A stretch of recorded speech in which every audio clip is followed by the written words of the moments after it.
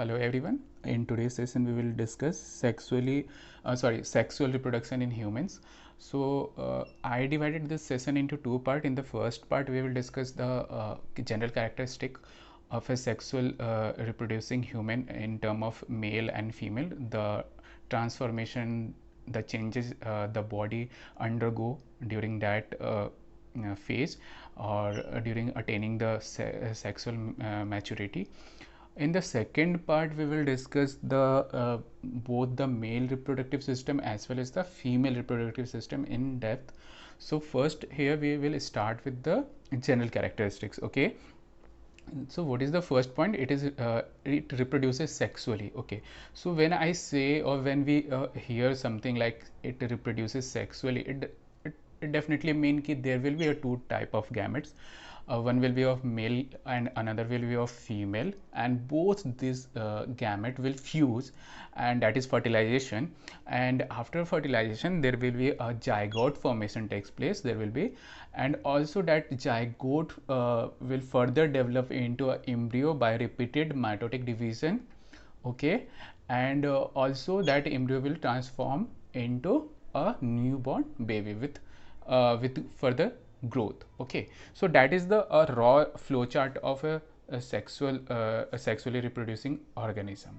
Now in the case of human, the humans are unisexual. Okay, as we learned in the plant part, they may be bisexual also, they may be unisexual also. Of course, particularly bisexual we have seen in the self pollination part. Okay, that the plant which are involved in the self pollination, they are bisexual. Okay, but here in human we see ki they are unisexual. What it means ki the male and the female are will be on two different body. Okay, मतलब कि अब male and female will be not present in a same person. Okay, both the reproductive male reproductive organ will be in one individual and the female reproductive organ will be in another individual. Okay, so male और female दोनों एक ही individual के अंदर हमको नहीं देखने को मिलेंगे in normal circumstances. Okay, अब when I say कि नहीं देखने को मिलेंगे तो it's about reproductively functional male या फीमेल की मैं बात कर रहा हूँ. ठीक है, ट्रांसजेंडर का एक एग्जांपल आता है जहाँ पे मेल और फीमेल एक ही इंडिविजुअल बॉडी के अंदर होते हैं, दोनों का ग्रोथ होता है, बोथ मेल का भी फीमेल का भी, but they are not reproductively active. Okay, so male एक नॉर्मल रिप्रोड्यूसिंग मेल और एक नॉर्मल रिप्रोड्यूसिंग जो फीमेल होंगे ह्यूमन के अंदर, they will be on two different body. ठीक है, एक ही बॉडी के अंदर नहीं होगा, यानी यूनी मतलब सिंगल सिंगल सेक्स एक इंसान के अंदर अपने को मिलेगा, आइदर वो मेल होगा और वो फीमेल होगी. ठीक है, पर ऐसा नहीं होगा कि अगर वो मेल और फीमेल एक ही बॉडी के अंदर है और वो रिप्रोडक्टिवली एक्टिव भी है, डैट मीन्स कि वो रिप्रोडक्शन के अंदर पार्टिसिपेट भी कर सकता है और वो एक नॉर्मल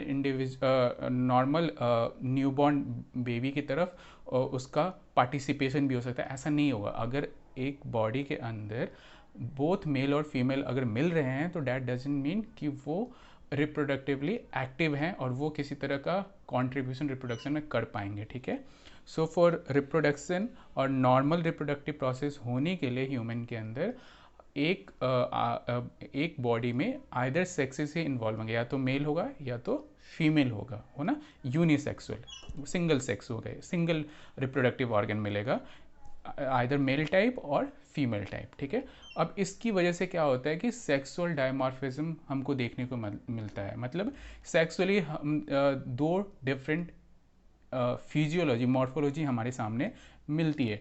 देखो, सेक्सुअल आपको पता है क्या होता है, डाई मतलब दो, मॉर्फो मतलब फिजियोलॉजिकल अपीयरेंस. ठीक है, फिजिकली एक मेल और फीमेल दोनों एक दूसरे से डिफरेंट होते हैं. हम फिजिकली देख के, आंखों से विजिबली देख के बता सकते हैं कि ये एक मेल बॉडी है या एक फीमेल बॉडी है, तो वो हो गया सेक्सुअल डायमॉर्फिज्म. डाई मतलब दो. ठीक है, okay. That is the structure associated with the reproduction are different. Okay, male का जो एक रिप्रोडक्टिव स्ट्रक्चर होगा वो फीमेल से एंटायरली डिफरेंट होगी, ठीक है, और वो एक जो मेल बॉडी है उसमें ही मिलेगी, ठीक है। जो एक फीमेल बॉडी है उसकी जो स्ट्रक्चर, रिप्रोडक्टिव स्ट्रक्चर होगा वो एंटायरली डिफरेंट होगी एक मेल बॉडी से, ठीक है, और वो सिर्फ एक फीमेल बॉडी के अंदर ही वो सारे स्ट्रक्चर हमको देखने को मिलेगा। तो इस तरह से हमने देखा कि स्ट्रक्चरली और फिजियोलॉजिकली हम देख रहे हैं कि दो डिफरेंट टाइप ऑफ हमको जेंडर देखने को मिलता है on the basis of the reproductive organ it has, ठीक है। मेल होगा तो मेल के सारे स्ट्रक्चर हमको देखने को मिलेंगे, फीमेल होगी तो फीमेल के हमको देखने को मिलेंगे, ठीक है।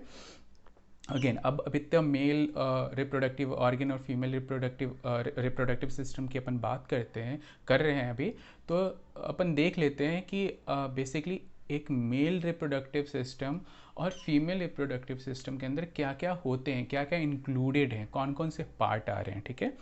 So first we will take the male reproductive system. Okay, so male reproductive system के अंदर वी आर सीइंग कि वहाँ पे एक टेस्टिस का पेयर होता है, एक स्क्रॉटम स्ट्रक्चर होती है, वाज डिफरेंस होती है, यूरेथ्रा और पेनिस होते हैं। ओके, इस पॉइंट ऑफ टाइम पे मैं आपको ये बताना चाहूँगा कि डिफरेंट टेक्स्ट बुक जो भी होते हैं हमारे अक्रॉस डिफरेंट स्टेट, तो वो इस मेल रिप्रोडक्टिव सिस्टम के अंदर पहला टेस्टिज ले लेते हैं, दूसरे में वो एसेसरी ग्लैंड लेते हैं, तीसरे में कुछ और लेते हैं। तो वो जो बेसिस ऑफ क्लासिफिकेशन या कंपोनेंट वो इंक्लूड करते हैं, वो आपको डिफरेंस थोड़ा सा दिख जाएगा डिफरेंट टेक्स्ट बुक के अंदर। पर मैंने ये जो पार्ट यहाँ इंक्लूड किया है, इसके पीछे सिर्फ और सिर्फ एनसीईआरटी का जो डायग्राम है हमारे पास मेल रिप्रोडक्टिव सिस्टम के अंदर, तो वहाँ पे ये सारे कंपोनेंट एज ए डिस्कशन में तो नहीं है, थ्योरी पार्ट में तो नहीं है हमारे, पर वहाँ डायग्राम में है। तो इस डैट मीन्स कि हमें इसको जानना चाहिए और इसको कंसिडर इस सारे पार्ट्स को करना चाहिए। डैट्स वाई मैंने ये सारे कंपोनेंट्स को यहाँ लिए हैं कि तो हमने जब मेल रिप्रोडक्टिव सिस्टम यहाँ पे किया ना, तो हमारे को सारे ऑलमोस्ट सब कुछ आ गया है। अब टेस्टिस क्या होती है, स्क्रॉटम क्या होता है, यूरेथ्रा, पेनिस, ये सारी चीज़ें ना हमको जब हम मेल रिप्रोडक्टिव सिस्टम डीप में पढ़ेंगे ना, तो वहाँ पे ये सारी पॉइंट्स को हम एक एक करके डिस्कस कर लेंगे, ठीक है। यहाँ पे एक ब्रॉडर व्यू बना रहे हैं अपन कि एक मेल रिप्रोडक्टिव सिस्टम के अंदर क्या है, ठीक है। तो वो ये 5 थिंग्स हमारे को इंक्लूड करनी है, testis, scrotum, vas deferens, urethra and penis, ठीक है। तो ये आप ध्यान रखो। अगेन अब हम एक फीमेल रिप्रोडक्टिव सिस्टम भी देख लेते हैं कि वहाँ क्या क्या चीज़ें आ रही हैं। Okay, now the female reproductive system will include a pair of ovary, uterus, ठीक है, vagina and the fallopian tube, ठीक है। तो ये फीमेल रिप्रोडक्टिव सिस्टम के पार्ट्स होते हैं। तो इनको अगेन अपन जब फीमेल रिप्रोडक्टिव सिस्टम करेंगे तो ये सारे टॉपिक्स को अपन डिटेल में अपने हिसाब से, अपनी रिक्वायरमेंट के हिसाब से डिस्कशन करेंगे, ठीक है ना। सो इतना तो हो गया एक मेल रिप्रोडक्टिव सिस्टम और फीमेल रिप्रोडक्टिव सिस्टम के बारे में। कुछ और बातें हैं वो भी करते हैं अपन। जो बहुत इम्पॉर्टेंट पार्ट है कि जो भी ह्यूमन बीइंग के अंदर जो रिप्रोडक्टिव प्रोसेस होता है उसके अंदर कुछ सर्टन स्टेजेस होते हैं। हर प्रोसेस जो है ना, कुछ स्टेजेस का कलेक्टिव रिजल्ट होता है, ठीक है ना। तो अपन क्या कर रहे हैं, अपन ने रिप्रोडक्शन का जो प्रोसेस है उसको हमने मतलब ब्रेक किया है 6 स्टेजेस में, ठीक है। कि क्या 6 स्टेजेस हैं यहाँ पे जो रिप्रोडक्शन में ये सारे स्टेजेस इंक्लूड होते हैं और वो रिप्रोडक्शन कंप्लीट होती है इस सारे 6 स्टेजेस को कलेक्टिवली जब अपन देखते हैं तो, ठीक है। अब इसमें जो पहली स्टेज है रिप्रोडक्शन के अंदर, सबसे पहला पॉइंट जो आना चाहिए और जिसके बिना रिप्रोडक्शन इनिशिएट ही नहीं होगी, वो है gametogenesis. Okay, what as you can see the name is suggesting it is a formation of gamete, ठीक है। अपन ने जब स्टार्ट में सेक्सुअल रिप्रोडक्शन का डिस्कशन स्टार्ट किया था तो आई हैव टोल्ड यू, और प्रीवियस लेक्चर्स में भी मैंने बोला है कि gamete formation is very important और very initial step, very important step for the sexual reproducing organism. और रिप्रोडक्शन प्रोसेस के अंदर गैमेटोजेनेसिस का बहुत इम्पॉर्टेंस है। तो गैमेटोजेनेसिस में क्या होगा? अब गैमेटोजेनेसिस में सबसे पहले होगी डेवलपमेंट ऑफ गैमेट। ओके, अब जैसे मेल गैमेट, मेल जो ऑर्गेनिज्म होगा वो मेल गैमेट का फॉर्मेशन करेगा, जो फीमेल होंगी वो फीमेल गैमेट की फॉर्मेशन करेंगी। अब आप अगर आपको ध्यान हो कि अपने मेल के अंदर, ह्यूमन मेल के अंदर जो मेल गैमेट होगा वो क्या होगा? वो स्पर्म होगी, और जो फीमेल गैमेट होगी वो होगी एग या ओवा, है ना? बेस्ट अगर सही टर्म यूज़ करो तो वो ओवा है या ओवम उसको कहेंगे, ठीक है। ये तो हो गया gametogenesis, that is the formation of both male and female gamete, ठीक है। Next one is insemination. जो आपको पता है कि मोस्टली जो मेल गैमेट हैं वो भी मोटाइल हैं, फीमेल गैमेट मोटाइल नहीं है, बट मेल गैमेट को मेल बॉडी से फीमेल बॉडी तक जो प्रोसेस है उसको ट्रांसफ़र करने का, और वो फीमेल बॉडी के अंदर जो रिलीज़ करने का उस मेल गैमेट का, उसको कहते हैं अपन इंसेमिनेशन, ठीक है। तो वो पार्ट हो गई। अब वहाँ तक गैमेट जाएगा तभी तो फर्टिलाइजेशन हो पाएगा ना। अब एक बार गैमेट वहाँ पहुँच गए सक्सेसफुली फीमेल गैमेट की बॉडी में, और जहाँ पे वो ओवम या ओवा है वहाँ तक अगर वो मेल गैमेट पहुँच जाता है, तो वहाँ तक उस पॉइंट पे जाके जब दोनों होंगे तो वहाँ हो जाएगा फर्टिलाइजेशन हो जाएगी, that is fusion of male gamete and female gamete, ठीक है। एक बार जब फर्टिलाइजेशन हो जाएगा तो उस जाइगोट जो बना उस फर्टिलाइजेशन के रिजल्ट से, उस फर्टिलाइजेशन के रिजल्ट को जो जाइगोट है उसका डेवलपमेंट अपने को करना होगा। तो भी जब एक बार डेवलपमेंट स्टार्ट होगी तभी तो जाइगोट एम्ब्रियो बनेगा, और एम्ब्रियो से एक न्यूबॉर्न बेबी की तरफ वो प्रोसेस जाएगा, ठीक है। तो सबसे फर्टिलाइजेशन यानी कि जाइगोट के फॉर्मेशन के बाद जो नेक्स्ट स्टेप होता है वो इम्प्लांटेशन कहते हैं, है ना। उसमें क्या होता है, जो यूट्रस होती है फीमेल बॉडी के अंदर, वहीं पे उसको एक प्रॉपर इन्वायरमेंट क्रिएट किया जाता है उस जाइगोट के इम्प्लांटेशन के लिए, और वहाँ पे यूटेरिन जो यूट्रस की वॉल है वहाँ पे वो जाइगोट जाके अटैच होता है। तो उस प्रोसेस को हम कहते हैं कि इम्प्लांट हो गया इस जगह पे, ठीक है। और वो यूट्रस के वॉल से, उस जगह से वो जाइगोट अपना डेवलपमेंट के लिए, अपनी ग्रोथ के लिए फर्दर न्यूट्रिशन और सारी चीज़ें वहाँ से लेता है, ठीक है। तो implantation it is the यूटेरिन wall पे जाके उस जाइगोट को बैठने को कहते हैं अपना इम्प्लांटेशन। उसके बाद आता है गेस्टेशन। गेस्टेशन क्या हो गया कि जो जिस टाइम से वो उस यूटेरिन वॉल से बैठा जाकर वहाँ पे जाके वो वहाँ से न्यूट्रिशन और वहाँ पे उसका जो डेवलपमेंट फेज स्टार्ट हुआ, वहाँ से लेके जब तक एक फुली डेवलप बेबी जो डिलीवरी के लिए रेडी है, तो उस प्रोसेस तक जो वो रहता है उस यूट्रस के अंदर, तो उस पूरे पीरियड को कहते हैं अपन गेस्टेशन पीरियड। अब जैसे आप एक नॉर्मल प्रैक्टिकल एग्जांपल ले लो, प्रेगनेंसी। तो ह्यूमन के अंदर आपको पता ही होगा 9 मंथ की जो प्रेगनेंसी हुआ, तो वो जो 9 मंथ का जो प्रोसेस हुआ, पूरा जो टाइम स्पैन है उसको हम कहेंगे गेस्टेशन पीरियड, ठीक है। एक जाइगोट से एक फुली ग्रोन बेबी जो अभी डिलीवरी के लिए रेडी है, वो जा सकता, वो डिलीवर हो सकता है, तो उस पॉइंट तक जो होता है फेज उसको अपन कहते हैं गेस्टेशन पीरियड, ठीक है। तो गेस्टेशन इज द, और बेसिकली इसमें क्या होता है, एम्ब्रियोनिक डेवलपमेंट होता है फीटस का, ठीक है। Now the next one is the parturition. अब देखो पार्चुरेशन के अंदर क्या होगा कि जो डिलीवरी, जो एक फुली ग्रोन बेबी जो माँ के अंदर है, वो बाहर जो उसका डिलीवरी हो रहा है उसको हम कहते हैं पार्चुरेशन, ठीक है। तो delivery of the baby is known as parturition. Okay, now ये तो हो गया steps in reproduction in human के अंदर क्या क्या है। ये 6 स्टेप्स हैं, इनको याद कर लेना, बहुत इजी है समझना, और आप समझ भी गए होगे, है ना। तो अब एक जो वर्ड आती है जो नॉर्मली जिसको हम सुनते हुए हैं, वो एक वर्ड है जिसको कहते हैं प्यूबर्टी, है ना। क्या होती है प्यूबर्टी? तो प्यूबर्टी बेसिकली क्या है, it is a time in the life cycle of a human being both in a boy and a girl, जब वो एक सेक्सुअल मैच्योरिटी को अटेन करता है, ठीक है।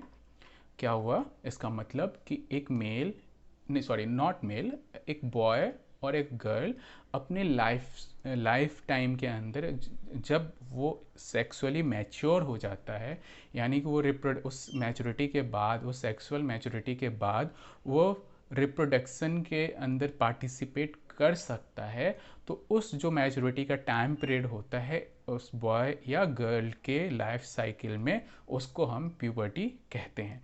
तो इसमें क्या होगा कि जैसे अगर मान लो एक 5 ईयर या 6 ईयर का कोई किड है, मे आइदर बॉय और girl, they are not reproductively active, वो रिप्रोडक्शन में पार्टिसिपेट नहीं कर सकते हैं बिकॉज उनके अंदर वो रिप्रोडक्टिव ऑर्गेन और उनकी मैच्योरिटी नहीं आई है।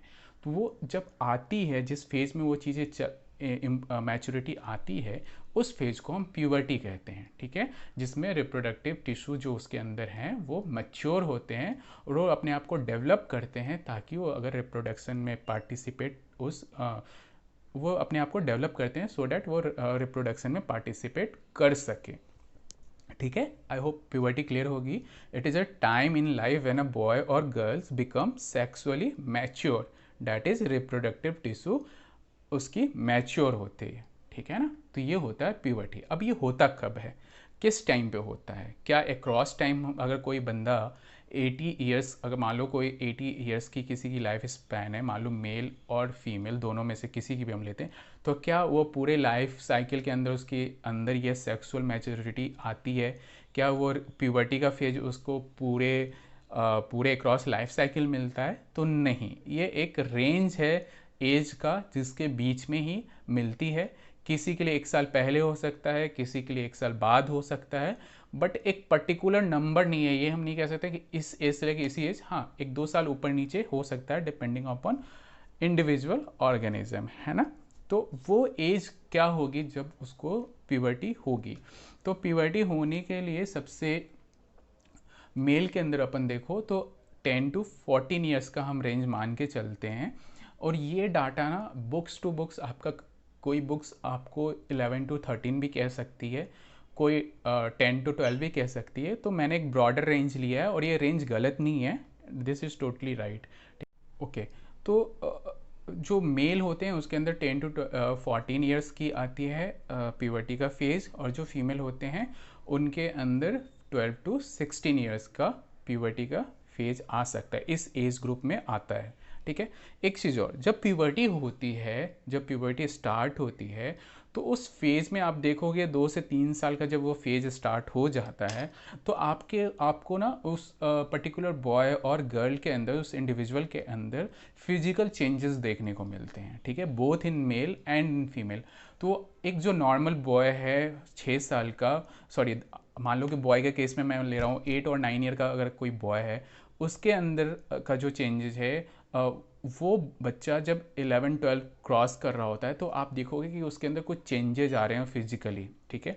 एक हाइट का तो ग्रोथ होता ही होता है, लेकिन उसके साथ ही बहुत सारे फिजिकल चेंजेस आते हैं जिसको हम कहते हैं सेकेंडरी सेक्सुअल कैरेक्टर का डेवलपमेंट, ठीक है। सेकेंडरी सेक्सुअल कैरेक्टर्स का डेवलपमेंट हो रही है, ठीक है, both in male and in female. तो अपन क्या करते हैं ना, एक एक करके दोनों बॉय और गर्ल के अंदर जो भी डिफरेंस, जो फिजिकल चेंजेस आ रहे हैं प्यूबर्टी के कारण, वो अपन एक बार देख लेते हैं, तो चीज़ें प्यूबर्टी हमारे को और भी ज़्यादा और अच्छे से क्लियर हो जाएगी, ठीक है।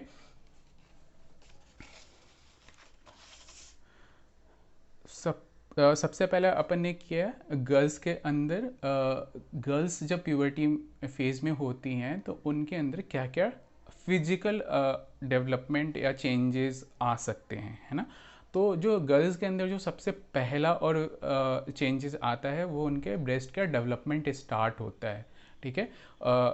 एक तो पहला चेंजेस अपने को क्या देखने को मिला गर्ल्स के अंदर कि उनके ब्रेस्ट के डेवलपमेंट स्टार्ट होते हैं। सेकंड क्या होगा कि उनके बॉडी के ऊपर जो पहले जहाँ पे हेयर्स नहीं थे, अब वहाँ पे उस पर्टिकुलर रीजन में हेयर्स का डेवलपमेंट स्टार्ट होता है, ठीक है। Hair growth in pubic area and in armpits.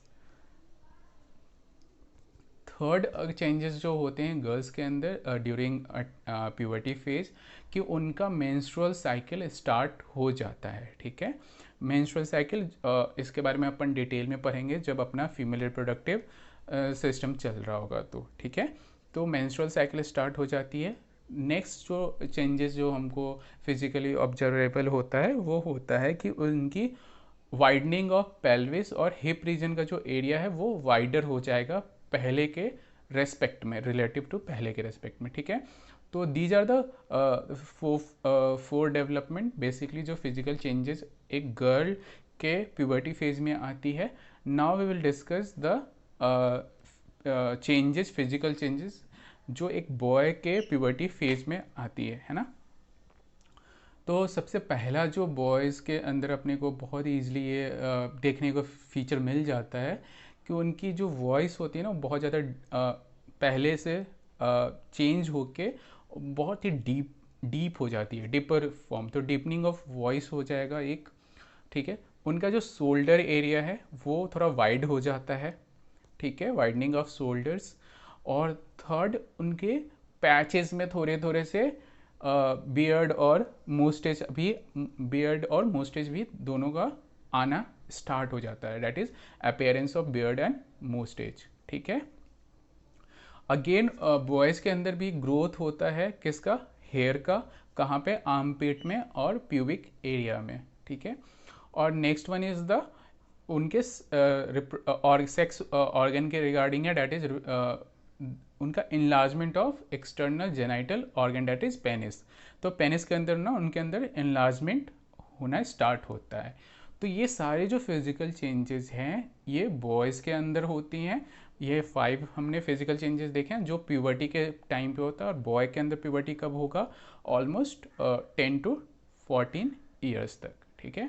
और गर्ल्स के अंदर हमारे को क्या होगा, ये 4 फिजिकल चेंजेस आएंगे और इनके प्यूबर्टी टाइम होती है ऑलमोस्ट 12 to 16 ईयर के रेंज में, ठीक है। तो ये कोई फिक्स्ड फिगर नहीं है, किसी इंडिविजुअल गर्ल्स में 11 ईयर्स में भी हो सकती है, किसी में 13-14 में हो सकता है, 16 की जगह 17 तक भी कंटिन्यू हो सकता है। तो ये एक रेंज होता है, वी कांट से कि स्ट्रिक्टली यही होगा, ठीक है। अब अपन क्या डिस्कस करने वाले हैं, अपन डिस्कस करेंगे इसके बाद the male reproductive system as well as female reproductive system.